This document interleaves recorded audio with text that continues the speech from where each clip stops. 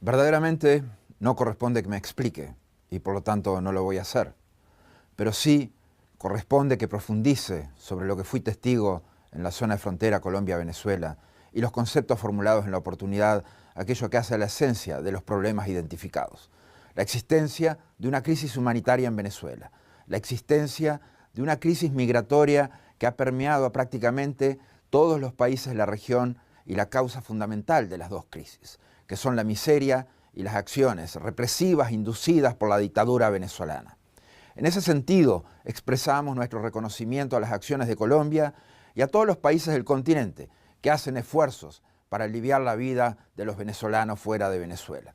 También saludamos el comunicado que publicaron 11 países ayer, reconociendo una vez más lo oprobioso de la dictadura bolivariana.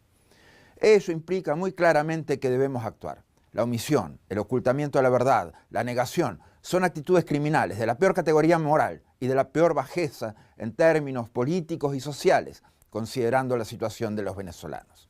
Dije muy claramente que siempre debemos agotar el camino a las acciones diplomáticas y que debemos dejar todas las opciones abiertas, que no debe descartarse ninguna opción. A partir de ahí, algunas interpretaciones maniqueístas buscaron cambiar el eje de la discusión. El desarrollo fue que hablábamos de ataque militar, de violencia, que éramos favorables a la agresión armada. No es cierto. Luego de todos estos años de defensa de los principios democráticos y los derechos humanos, sería un infantilismo de mi parte entrar en esa provocación y preocuparme de esas interpretaciones. Hablemos de lo que importa, de las víctimas del horror y cómo ayudarlos. Hablemos de lo que tenemos que hablar, del horror de la dictadura y sus consecuencias, y de la fuerza que nos da el derecho internacional y los instrumentos del sistema jurídico interamericano. El mensaje nuestro, integralmente, no es de violencia, sino que es precisamente para detener la violencia, para detener la agresión y la represión. Nuestras acciones están dirigidas a hacer esto efectivo. Por supuesto, las mismas, siempre, deben ser en el marco del sistema interamericano de protección a la democracia y los derechos humanos, así como del derecho internacional público. Es fundamental tener ese contexto presente. No puede ser de otra manera, que a nadie se le ocurra sacarme de ahí.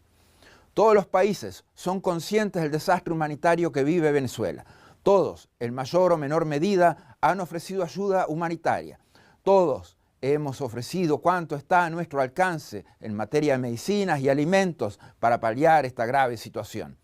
Todos hemos sido rechazados por un régimen dictatorial que es tan inmoral, que por primera vez en la historia un país en crisis humanitaria rechaza la ayuda con la que se puede salvar a su pueblo del sufrimiento y de la muerte.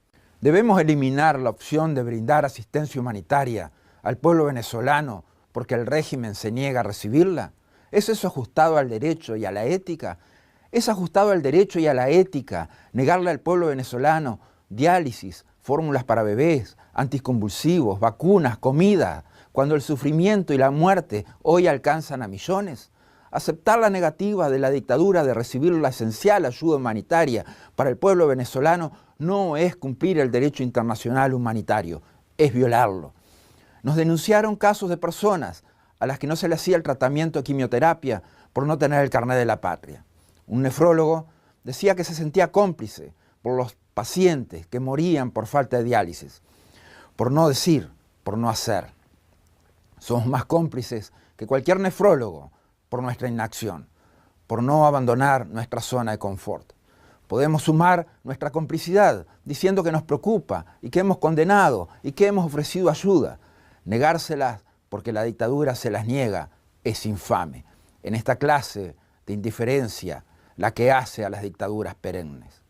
Por supuesto que debemos actuar conforme al derecho internacional y al sistema interamericano. Así lo estamos haciendo cuando presentamos los testimonios y denuncias de crímenes de lesa humanidad ante la Corte Penal Internacional. También hemos denunciado la corrupción y la vinculación del régimen venezolano al narcotráfico. La ejecutoriedad de las penas o sanciones que se impongan sobre estas tipificaciones es fundamental. Es contrario al derecho, al sistema interamericano y al derecho internacional no exigirlas ante estos crímenes. Por eso, esta opción también debe estar abierta. Por supuesto que también podemos mirar a través de nuestras declaraciones el resto de nuestras vidas mientras esto está pasando. No debe haber cosa más fácil que repetir lo que ya dijimos y dejar que el dolor, la violencia del Estado y la muerte sigan ocurriendo en Venezuela. De hecho, la comunidad internacional hace esto muchas veces cuando se dieron crímenes de lesa humanidad. Lo hizo en el genocidio en Ruanda y lo hizo cuando Pol Pot masacró a su propio pueblo. La responsabilidad de proteger es la última esperanza de las víctimas y de los oprimidos. Muchas veces nunca llega. ¿Fue conforme a derecho permitir el genocidio en Ruanda por esgrimir el principio de no intervención? ¿Fue conforme a derecho que Pol Pot masacrara a su pueblo por esgrimir el principio de no intervención? No, no, no. Es completamente inmoral negar a futuro este derecho al pueblo venezolano. La responsabilidad de proteger es una opción que debe permanecer abierta. Como saben bien, no estoy pegado a este cargo, pero ni me callo ni me voy, como dijo Luis Alberto Herrera, un gran no intervencionista, pero esencialmente un gran humanista. La dictadura venezolana querría que me fuera. La dictadura venezolana querría que me callara. Sus cómplices también. Yo seguiré luchando contra la misma hasta que caiga, donde sea, como sea.